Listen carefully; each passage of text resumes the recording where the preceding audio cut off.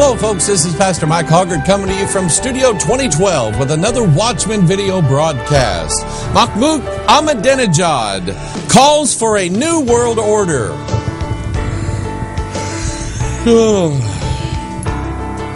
What is this, about the third time he does? Like every time he gets up and does a speech somewhere, we're going to have a new world order. New world order over here. Hey, can I get a new world order with this?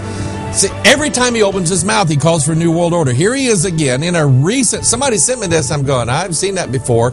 Recently, Iran's president, Mahmoud Ahmadinejad, has called for a new world order of justice-seeking nations to replace the existing Western-dominated liberal status quo. President Ahmadinejad made the remarks at the inauguration ceremony of the Second International Conference on Hollywoodism and Cinema in Tehran on Thursday. So he's calling, basically his idea of a new world order is, let's bring our Savior up from the bottomless pit where he is. Let's kill all the Jews and let's destroy the United States and let's take over the world for Allah. That's his version of a new world order. Now, he uses this phrase a lot, but the truth of it is, Ahmadinejad is a very, very dangerous man, especially the people that are behind him. Here is a more serious story than that. The Ayatollah, kill all Jews and annihilate Israel. The Iranian government, through a website proxy, has laid out the legal and religious justification for the destruction of Israel and the slaughter of its people.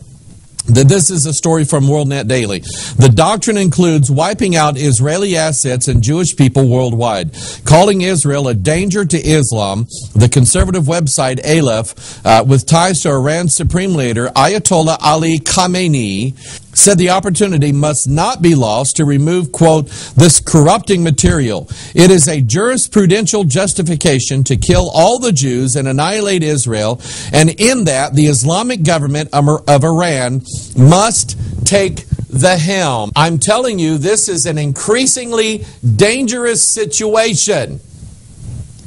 Not for Israel, maybe for the United States, but it's a dangerous situation for Iran. And I'll tell you why. God made a promise. God made a promise that he intends to keep with the lineage of Abraham through Isaac, not Ishmael, and through Jacob. Genesis chapter 12. Now the Lord had said unto Abram, get thee out of thy country and from thy kindred and from thy father's house unto a land that I will show thee.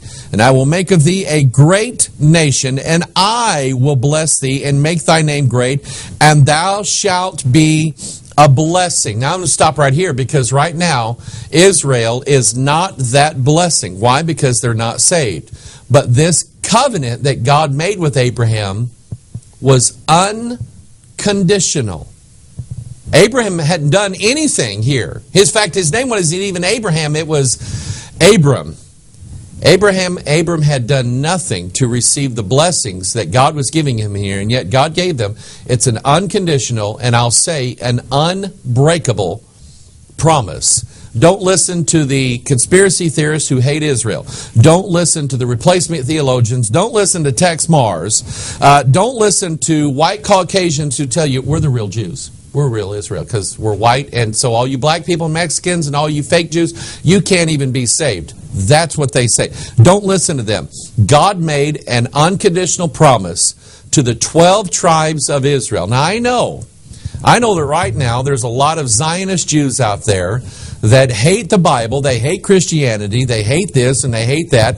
And you can even see clearly in the book of Acts that the fiercest fighters of the gospel that Paul was trying to preach was the synagogues. It was the Jewish leaders. They hated the gospel of Jesus Christ and would stop at nothing to make that gospel go away. But it hasn't. And just because, in fact, it's the idea that God saves lost people to begin with, even when they're enemies. Paul used to be one of those. And Paul, when he was Saul, represented the ideology of Israel in that, let's kill all the Christians. We don't like them. Let's get rid of all the Gentile Christians. Let's persecute them. Let's wipe them out. And while Paul was on his way to kill all the Christians, that's when God saved him, because God keeps his promise. And so anyway, right now, Iran doesn't think the Jews are much of a blessing. They think they're a curse, and they want them annihilated. And so in verse 3, here's what God said. I didn't say that. The Jews didn't say that. Here's what God said. I will bless them that bless thee, and curse him that curseth thee, and in thee shall all the families of the earth be blessed. And I'm just telling you, okay, it's dangerous what's going to happen in this world. Not for Israel, but for Iran and for all the Middle Eastern nations that follow with them. And I'm afraid that at some point, the way the current government is going right now in the United States of America, we won't stand in line with Israel. We'll get in line with Iran. That would be bad. That would be very bad. God says in Zechariah chapter 2 verse 8, For thus saith the Lord of hosts, After the glory hath he sent me unto the nations which spoiled you, for he that toucheth you toucheth the apple of his eye. For behold, I will shake mine hand upon them, and they shall be a spoil to their servants, and ye shall know that the Lord of hosts has sent me. Psalm chapter 17 verse 8. Keep me as the apple of the eye. Hide me under the shadow of thy wings from the wicked that oppress me, from my deadly enemies who compass me about. They are enclosed in their own fat. With their mouth they speak proudly. They have now compassed us in our steps. They have set their eyes bowing down to the earth, like as a lion that is greedy of his prey, and as it were a young lion lurking in secret places. Arise, O Lord, disappoint him, cast him down, deliver my soul from the wicked, which is thy sword. And I'll say this, even if Iran, right now Iran is just, they're like Saul, they're breathing out threats and murders against Israel. But I can tell you that at some point it may turn violent, and they may attack Israel, and it may get really, really, really nasty over there. But I can tell you that at such a time, that's when God is going to truly save his people, and he's going to restore his blessing to them. You can count on it. That is, thus saith the Lord. Here's another article. It came out this week. UN wants world tax to help the poor. This comes from Infowars.com. The United Nations wants a world tax imposed on all financial transactions to fund a global model of social services that will provide, quote, needy people with a basic income, free health care, education, and housing. Now, we can see the day coming when the United Nations is going to impose a world tax on every instead of us just being taxed by our local governments. All of our hard-earned American money, the money that you and I earn, is going to go to the coffers of the United Nations. And I want you to think, let's think conspiracy for a minute. And we'll see the fallacy of it here in a little bit, because we're going to go to the Scripture. The conspiracy of it is the global elite, the Illuminati, the New World Order people. They do want all the gold. They're greedy. I want you to, and think about this now. The Bible is right when it says, the King James Bible is right when it says the love of money is the root of all evil. Now, the NIV doesn't say it that way. It says it is a root of all evil. But the King James says it's the root of all evil. And I can tell you, why is it that only a few people want to control the world? They don't just want the world. They want all the gold and silver and all the money that goes with the world. And so this is like step one to getting it. And so, and they make it sound nice. They make it sound like we're just really trying to help poor people. I mean, look at all these starving children. If we taxed all of your income and took this money, why, we would be feeding these children. And isn't that a worthy cause? Wouldn't you like to help us out with that? Like, you know, make it sound real good. The truth of it is, as you well know, that anybody involved in like huge, large fundraising to help the needy, to help this, to help that, most of it doesn't go where it's supposed to go, does it? Okay? It goes in some rich guy's pocket. Now he's richer than he's ever been. That's how it is. That's the corruption of this world. If we think that the United Nations is so benevolent, it's kind of like the Vatican. The Vatican saying, really, there should be a world bank governing and monitoring all the banking systems of the world, and we want to help out in that because we're just soldiers for Jesus Christ, and we want to help poor people. Are you kidding me? These people are money grubbers. They're money hungry. Their God is mammon. It's money. That's who they... So on the back of the dollar bill it says, "In God we trust." That's not the God of the Bible they trust in. It's the God who is represented by money. That's who they trust. And this is a scam. Mark it down. It is a scam to tax the entire world, to take the wealth of this world and redistribute it, not necessarily to the poor people in Africa, but to the needy. The people, the greedy, needy. The people who actually want their money. Now, do I believe in helping poor people? Absolutely. And I think it's biblical to help poor people. I think it's biblical to take up offerings. Okay? We take up, I don't send out a bill in this church to the people in our church. I know some churches that do this. They send a bill. According to your income statement, you owe this church $10,000. Pay up, buddy. Okay, or we'll take your name off the church roll. And you know what that means? According to that church, you can't go to heaven. Okay, it's a shakedown, is what it is. But I don't send a bill out to the people of our church and say, you owe such and such. We just pass the plate around. People can give if they want to. It's a free will offering. And I believe in taking up offerings for the poor, for those who need it. We send Bibles to Africa. We do this, we do that. I believe in that. God actually has a method of taking care of poor people, and it's not government-run health welfare systems. Think about the amount of ways. Think about people that you know that are on a government disability program that can work. Think about it. Okay? The government welfare machine in this country is designed only to increase the power and the revenue sources of the federal government. It's not about helping people. It's a scam, and you and I know it. God has a better way. Okay? Listen to what God said. His method of, there are rich people who own the land. Okay?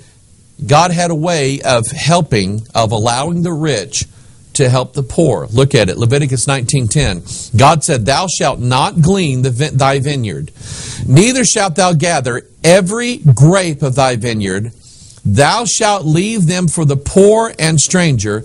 I am the Lord your God." You know what God said? When your guys go through the barley harvest, when they go through the vineyards, when they go out in the wheat fields, when they go gather up the corn, or whatever it is, they're to go through one time and leave some things on those vines. Leave some out there. Why? So that the poor could come in behind them and glean for themselves. You see, God has a way of helping poor people. Okay?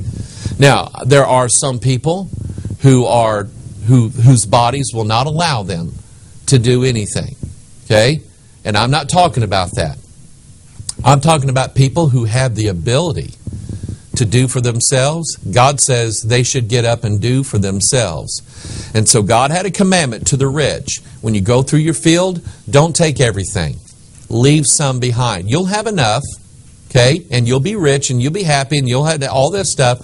But leave some behind. And then the poor can come in and follow you and gather for themselves. It was never a handout.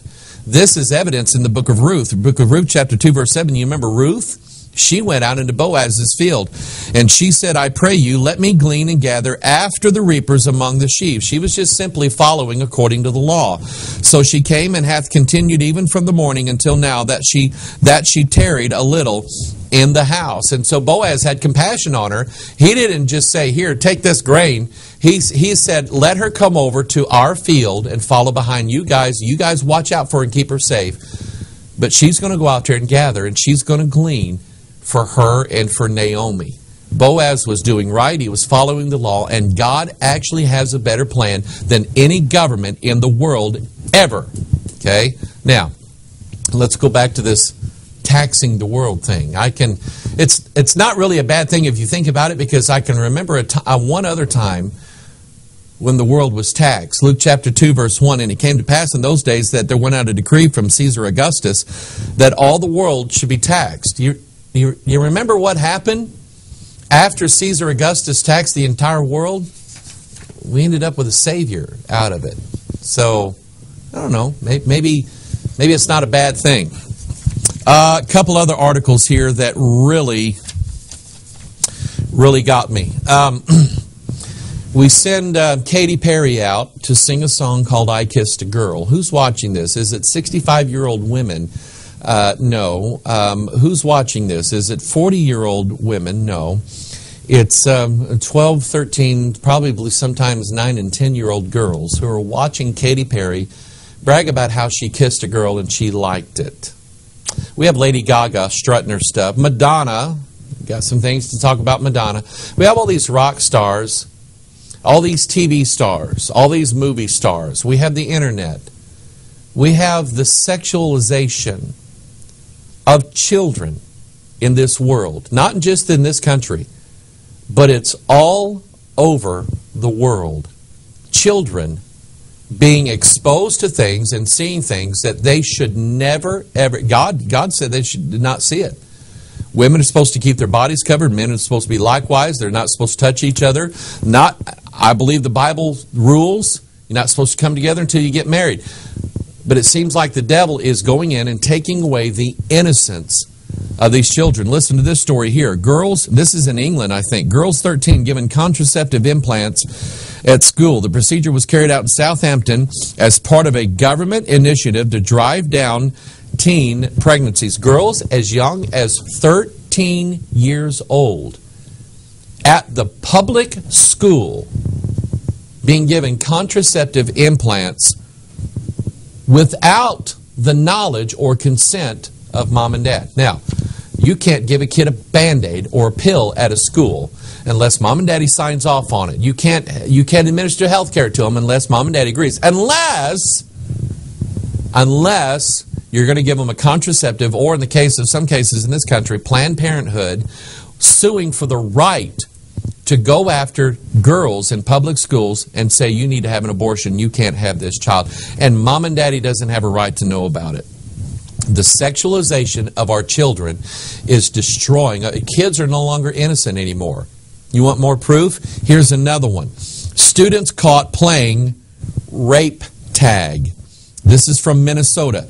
Parents in New Ulm, Minnesota, vented their frustration at a school district after an inappropriate playground game came to light. It is called rape tag. The game encourages children to tag private parts of others. Washington Elementary School administrators said almost 24 fifth graders played the game. Girls, 13 years old, at high risk of becoming pregnant. 13-year-old girls. And now we have fifth graders who are acting out by playing a game of tag by touching the private parts of one another, and parents are outraged. I'm one of these, I don't think the responsibility belongs solely in the public school system. I think the parents ought to be outraged a little at themselves. What do you let your kids watch on TV? What music do you let your kids listen? And you say, that doesn't have anything. Oh, yeah, it does. Oh, yeah, it does. Our children are inundated and flooded with these images at a younger and a younger age.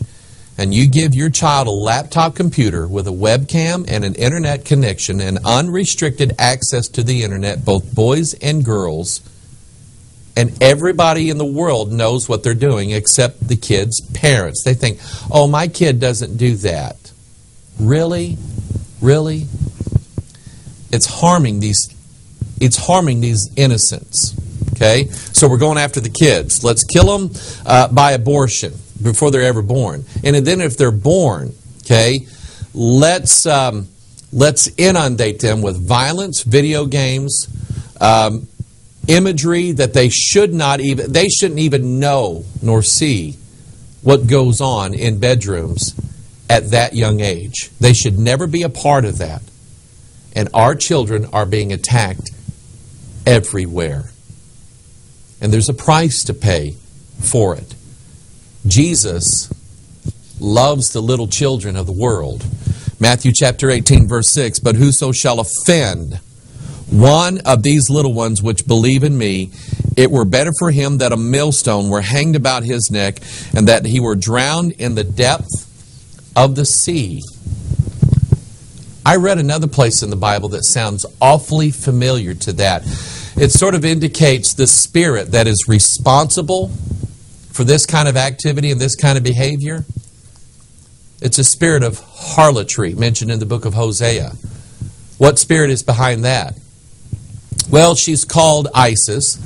She's called Ishtar, Ashtaroth. She's called Diana. She's called Venus. She's called Aphrodite, which is where we get the word aphrodisiac from. She's called, she is visualized in the Roman Catholic Church as Madonna. She is referred to in the script, and I'll get to Madonna in a minute. She's referred to in the scriptures as Mystery Babylon the Great, the mother of harlots. You see, God told Ezekiel, He said, I'm going to give you a little proverb concerning Jerusalem and how she went out and played the harlot. He said, there's a little proverb that says, as the mother is, so are her daughters. Okay?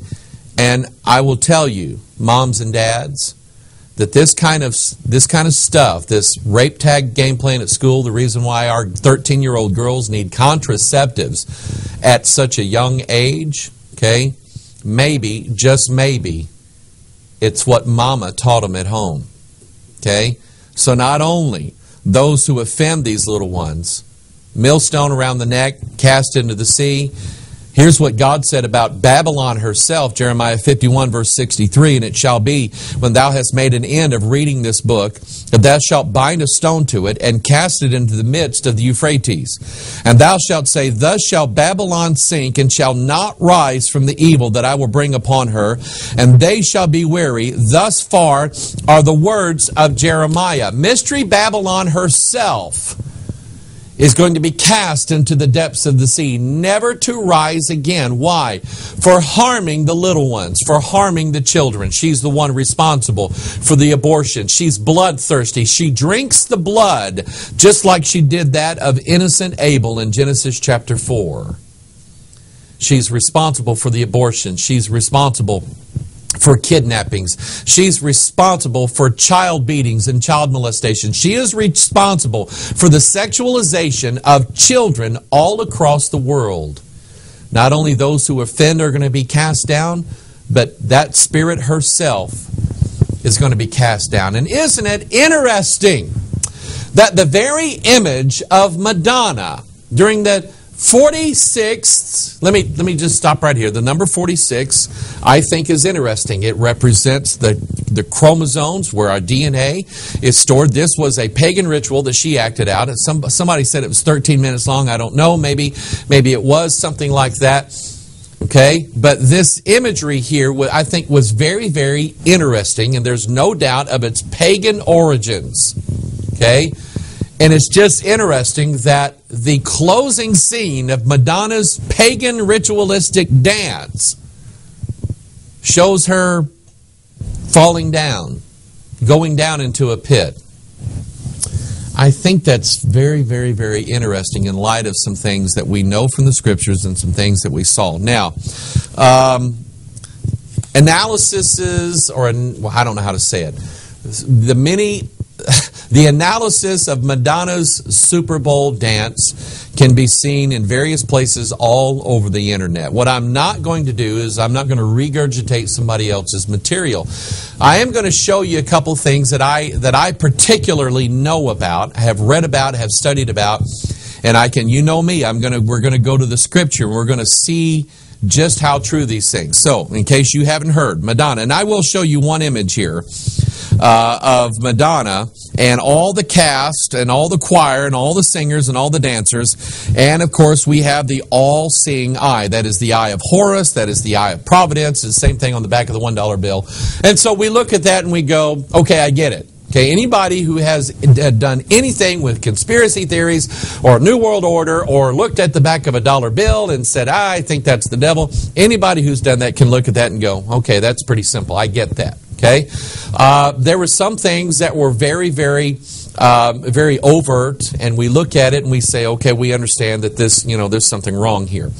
Beyond that, there were some very, very subtle things, but some things that I think are interesting and revealing in the aspects of dance, sacred dance, music itself, and what Madonna was trying to represent. Now, again, I'm not going to try to break down every move that she made, as some people are doing.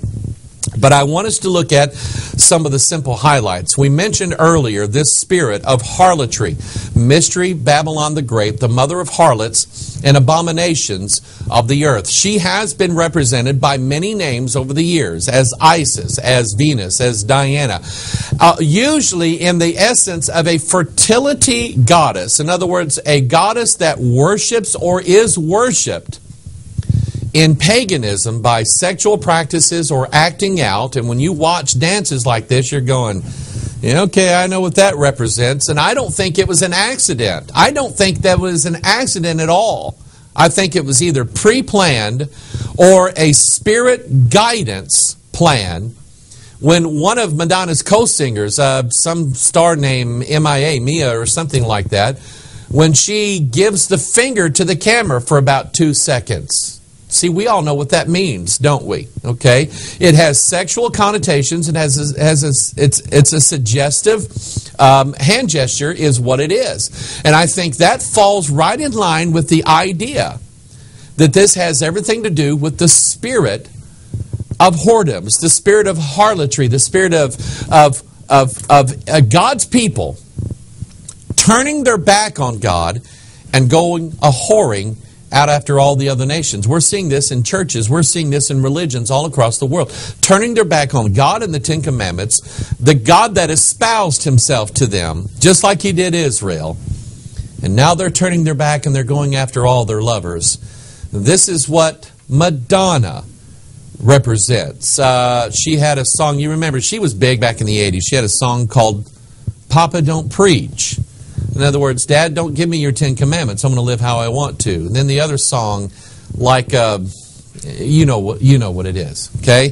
It's just embarrassing to have to talk about this stuff. The things that come out of her mouth. She was sexualizing young girls back 20, 30 years ago. And she's still doing it. So we see this idea. And by the way, Mystery Babylon, Madonna, she always brings forth a child, okay? Madonna and child. And she has the emblem of the sun god, you know, the halo over her head. A couple things that I saw was interesting here. Here is an image of Madonna being handed, it looks like a harp. It's actually a lyre or lyra, however you want to pronounce it. And I want you to just notice the symbolism here. Here we have a winged servant.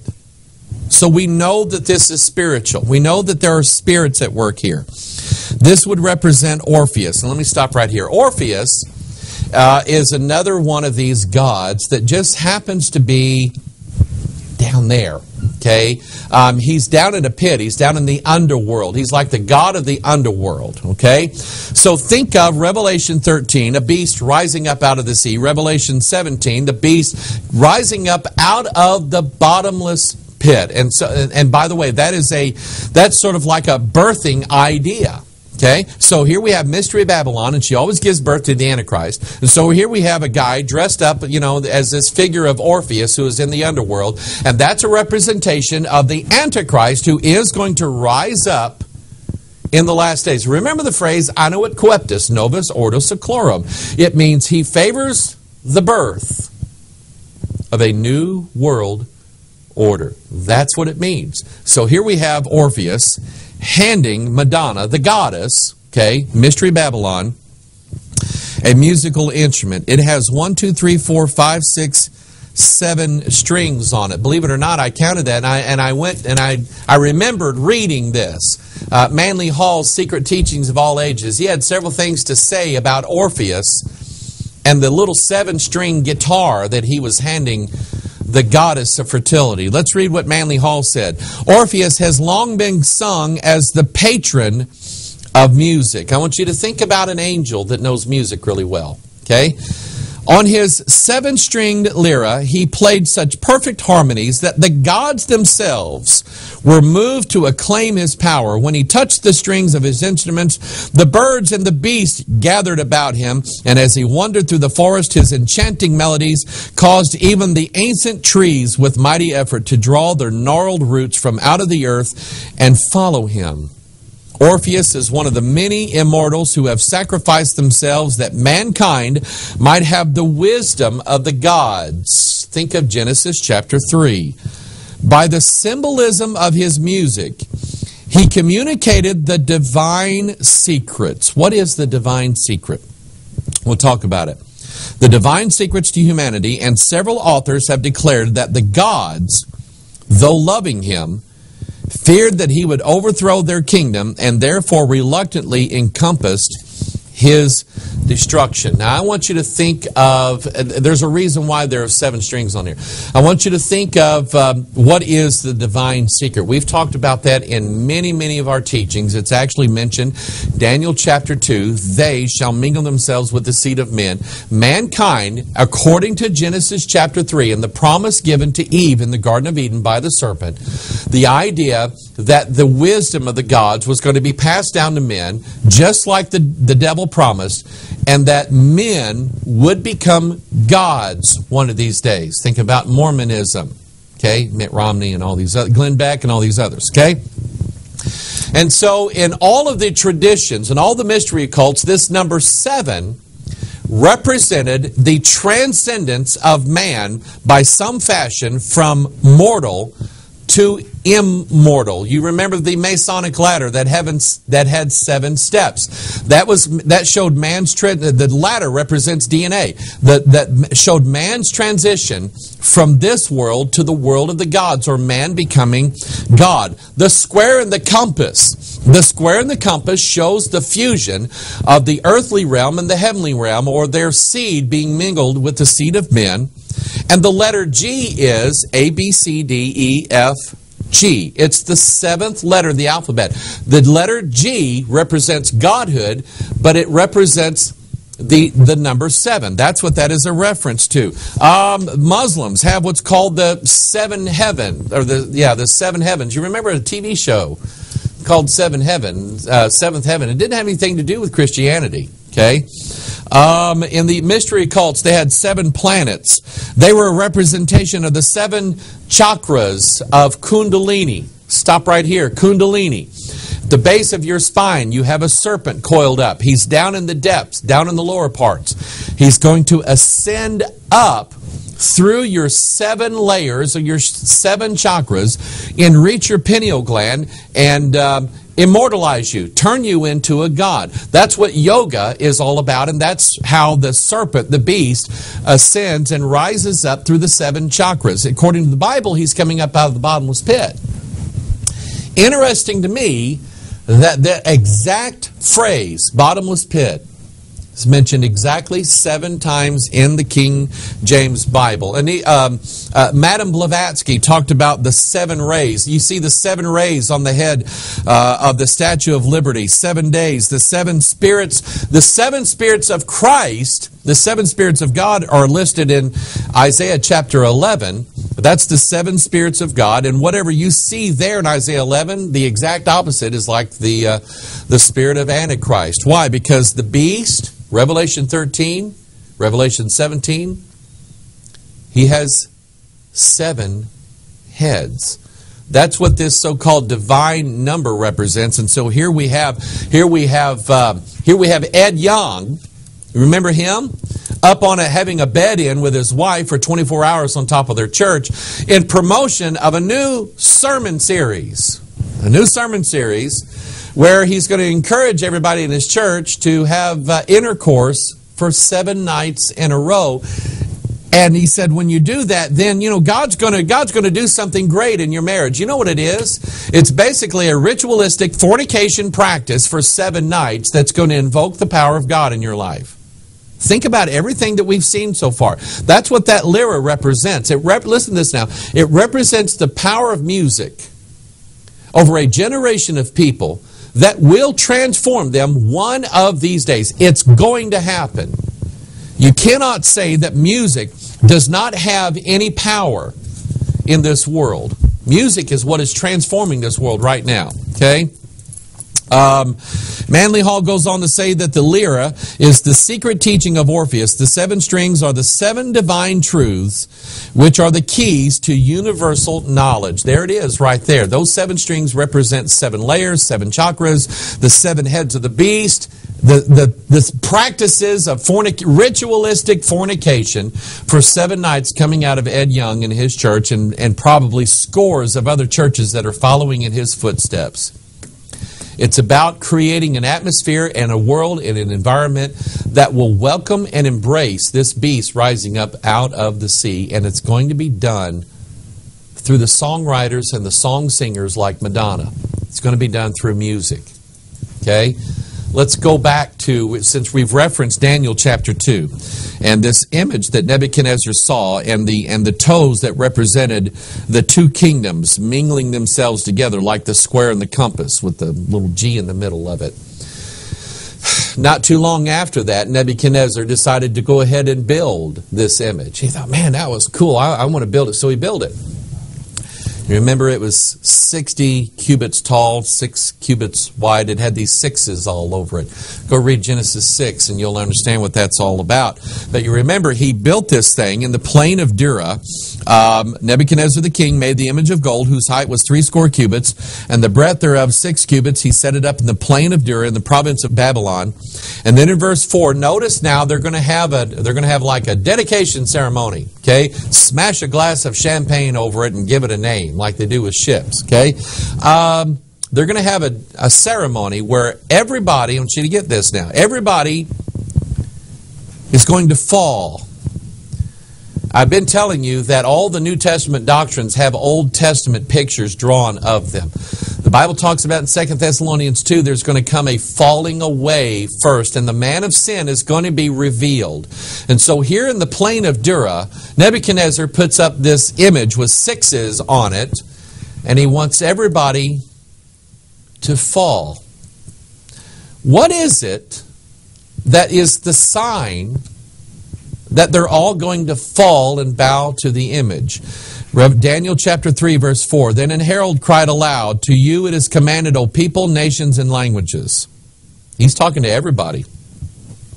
That at what time ye hear the sound of the cornet. Let's count, shall we? That's number 1. The flute, number 2. The harp, number 3. The sackbut, number 4. The psaltery, number 5. The dulcimer, number 6. And all kinds of music, number 7. 7 different kinds of musical instruments. Music. That's the 7 strings of the lyra. That's the number 7 in the square and the compass. I mean, that's the 7 chakras. That's everything. Music is going to bring it about. When they hear these 7 things of music, that ye fall down and worship the golden image that Nebuchadnezzar the king has set up. And whoso falleth not down and worshipeth shall the same hour be cast into the midst of a burning fiery furnace. And I say, bring it on. I'm like Shadrach, Meshach, and Abednego. Okay? And I like this now, because the Bible just makes things so clear for us. Okay? There's going to be known the difference in the last days of who is on God's side and who is not. You see, we can't look at somebody walking down the street and going, oh, I think they're a Christian. We can't do that. But at some point it's going to be known who is on God's side and who isn't. You know why? Those who are on God's side won't fall. They'll be standing. So you just think about it. You look out on the plain of Dura, hear the 7 sounds come out, and everybody falls. It's not hard to notice 3 guys standing up in the midst of everybody else who's fallen. Shadrach, Meshach, and Abednego standing there like this. They're not bowing down. And they told Nebuchadnezzar, I like this, just a little bit of attitude. Nebuchadnezzar, we believe our God will save us, but if he doesn't, we're still not bowing down to your image. I don't care what you do to us. So they heated the fiery furnace 7 times, hotter than it had ever been. And God, the Son of God, showed up and saved his people. I'm telling you, it just doesn't benefit us to fall down before the devil. There's just no benefit in it whatsoever. Keep standing for the Lord. Speaking of music, who is it? I've told you to think of an angel now, Orpheus. Think of an angel that knows music. Not only does he know it, he is it. Ezekiel chapter 28 gives us the physical description of the fallen angel Lucifer. Thou hast been in Eden, the garden of God. Every precious stone was thy covering, the sardius, topaz, diamond, beryl, onyx, jasper, sapphire, emerald, carbuncle, gold. There's 10 things here, by the way. The workmanship of thy tabrets and of thy pipes was prepared in thee in the day that thou wast created. Thou art the anointed cherub that covereth, and I have set thee so. Thou wast upon the holy mountain of God. Thou hast walked up and down in the midst of the stones of fire. And so here we see clearly Lucifer, he not only knew what a tabret and a pipe was, he had them built in. The pipes represent sound music like harmony and melody, things that, have a sustaining sound. Tabrets represent percussion, both elements being used now in rock and roll music.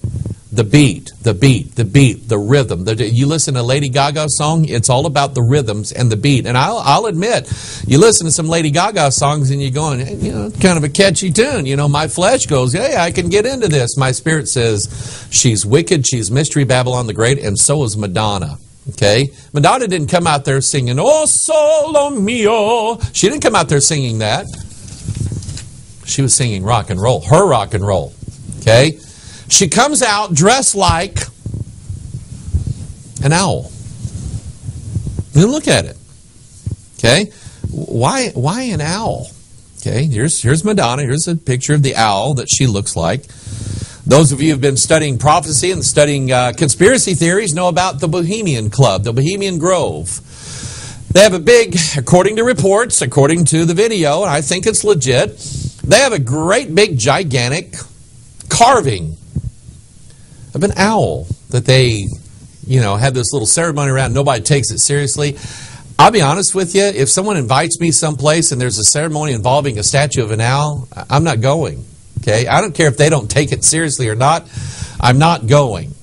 Because I know what spirit that owl represents. Even the one that's in Washington, D.C., carved into the very street layout of the nation's capital. There it is right there. You remember the movie The Fourth Kind? This is really what got me going. I'm watching this movie called The Fourth Kind. It's like alien visitation on steroids, okay, is what it is. The Fourth Kind was all about not only aliens coming knocking on your door and saying, hi, take us to your leader. It's about them actually coming in and possessing people's bodies. And the predominant symbol throughout this entire movie was that of these owls. Where did they get that from? Job chapter 30. Owls are spirits. Owls are spirits. Okay, no, not the barn owl that, kills all the mice in the morning. They are an earthly representation of spiritual beings that have the resemblance of owls. Job chapter 30, verse 29, I am a brother to dragons. Think about that. And a companion to owls. Owls and dragons, they always go together in the Bible. When you see an habitation of dragons, the owls are going to move in. These are spirits, okay? Isaiah 13, and Babylon, the glory of kingdoms, the beauty of the Chaldees, excellency, here's Babylon again, shall be as when God overthrew Sodom and Gomorrah. It shall never be inhabited, neither shall it be dwelt in from generation to generation, neither shall the Arabian pitch tent there, neither shall the shepherds make their fold there. In other words, the absence of churches or godly churches. But wild beasts of the desert shall lie there, and their houses shall be full of doleful creatures, and owls shall dwell there, and satyrs, that's another spirit, by the way, shall do what there? The word is dance. Think of the satyrs dancing upon the stage at the 13-minute Super Bowl 46 halftime show. Satyrs shall dance there, and the wild beasts of the island shall cry in their desolate houses. And dragons, see, where the dragons are, the owls are, in their pleasant palaces, and her time is near to come, and her days shall not be prolonged. See, these owls and these dragons and these doleful creatures and these satyrs, they always show up in a place that's not inhabited anymore, not inhabited by the man. You know who the man is in the Bible? Pilate said who it was. Jesus walked in, he said, behold, the man. Okay? These creatures always show up in the absence of the presence of the man. In a place, we'll see the word here in a little bit, and I'll show you what I mean. Jeremiah chapter 50, therefore the wild beasts of the desert and with the wild beasts of the island shall dwell there, and the owls shall dwell therein. It shall be no more inhabited forever, neither shall it be dwelt in from generation to generation. As God overthrew Sodom and Gomorrah and the neighbor cities thereof, saith the Lord, so shall no man abide there, neither shall any son of man dwell therein. Behold, a people shall come from the north, and a great nation, and many kings shall be raised up from the coast of the earth. That northern kingdom is talked about all through the scriptures. That north is the spiritual realm. Okay, that terrible northern kingdom is the invasion of fallen angels in the last days, represented by the owls. The owls show up because there's no man there. Okay, Micah chapter 1 verse 8, therefore I will wail and howl. I will go stripped and naked. That does sound like a rock concert. And I will make a wailing like dragons and mourning as the owls. For her wound is incurable, for it is come unto Judah. He is come unto the gate of my people, even to Jerusalem. You see, God sends the owls in, like Madonna, as a sign to people that your wound is incurable. And you know what God's saying? I can't heal you. You're going to die. Leviticus chapter 26, I will also send wild beasts among you, which shall rob you of your children and destroy your cattle and make you few in number, and your highways shall be desolate. I want you to think about desolation.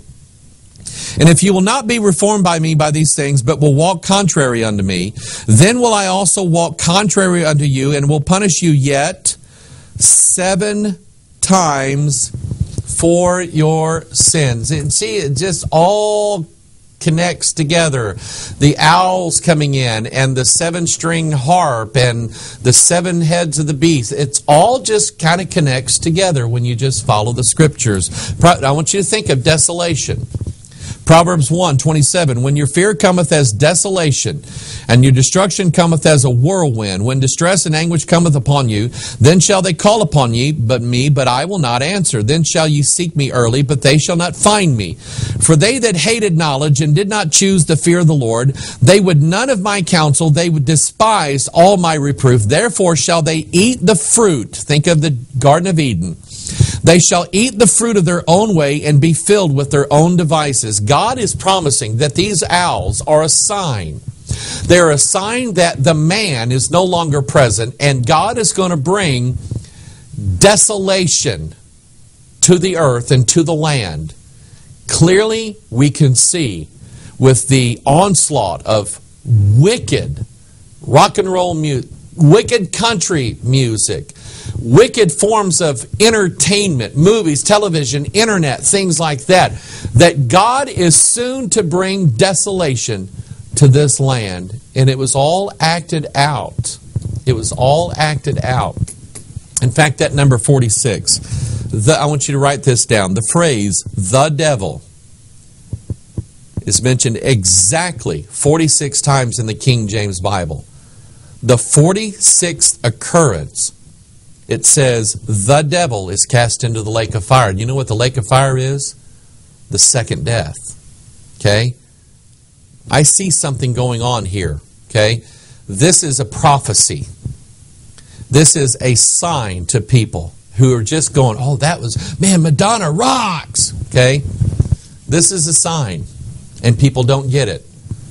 But America, your desolation is coming. Mark it down. Your death and your desolation is coming. Proverbs chapter 3. Be not afraid of sudden fear, neither of the desolation of the wicked when it cometh. For the Lord shall be thy confidence, and shall keep thy foot from being taken. Jeremiah chapter 4, verse 7. The lion is come up from his thicket, and the destroyer of the Gentiles is on his way. Think of the destroyer. Is on his way. He is gone forth from his place to make thy land desolate, and thy cities shall be laid waste without an inhabitant. And then Matthew chapter 24. And this gospel of the kingdom shall be preached in all the world for a witness unto all nations, and then shall the end come. When ye therefore shall see the abomination of Look at that word, desolation. Spoken of by Daniel the prophet, stand in the holy place. Whoso readeth, let him understand. You see, along with the Madonnas of this world and the Lady Gagas and the people flipping people off and all that, along with all this evil that's going on in the world, there's going to be some people yet preaching the gospel. They will still be preaching the gospel of Jesus Christ. And even though desolation is surely coming, and the signs of it are not just in a rock and roll show at the Super Bowl. The signs of it are everywhere. There's desolation in our churches. There's desolation in the American home. There's desolation all in our society right now, and our wound in America is incurable. All you have to do is look at the youth of our country, the college age, the high school, the children. And you can see that in America, our wound is incurable. The next presidential election is not going to do anything to change the moral fabric of this country. It's going to keep getting worse and worse and worse. And so the music is going to play, and the falling away is going to take place. Who's going to stand for God in the last days? This is Pastor Mike. I want you to think about it. Think about what's coming. Think about your stand. As we are watchmen on the wall, let's stand, let's blow the trumpet, because when all this is happening, this is now our opportunity to preach the gospel. This is Pastor Mike. I love you. Stand with me as we stand in these last days. God bless you. Bye-bye.